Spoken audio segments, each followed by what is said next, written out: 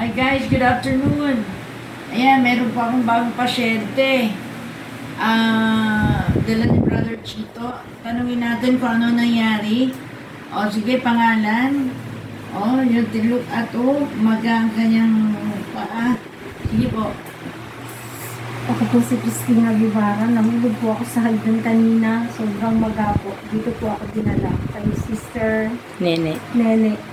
Okay na po siya ngayon. Medyo hindi ko na po ininda yung sakit. Kanina po hindi po ako halos makalala. Wala na magaong, sister ne.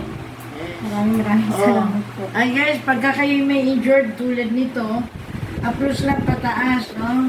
As rub ng ng crystal oil, then sabay ng hot compress. Kasi ito yung basta tamang stroke.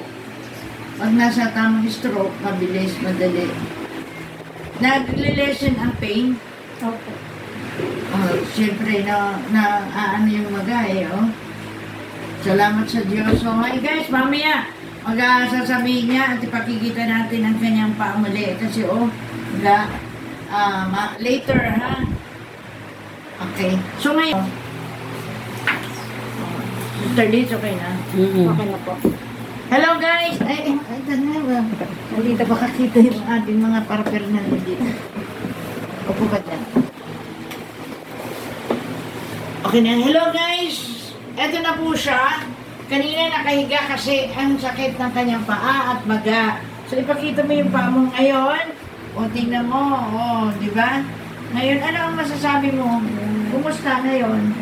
Okay na po ako maglakad dito katulad kanina. Ika-ika. Ngayon pwede na po makadiretso ng lakad.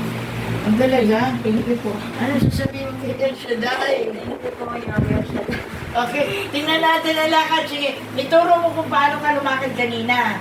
O, paano ka lumakad kanina? Lakad po ako kanina papunta dito. Pag-ganito po ako. Ganyan. Bali ngayon po. Sama po ng toilet ito po. Diretso na po. Oh, praise the Lord! Yeah! Hi guys, thank you. Don't forget to like, share, and subscribe my YT channel, Therapeutic Massage. Get the care you deserve. God bless us all!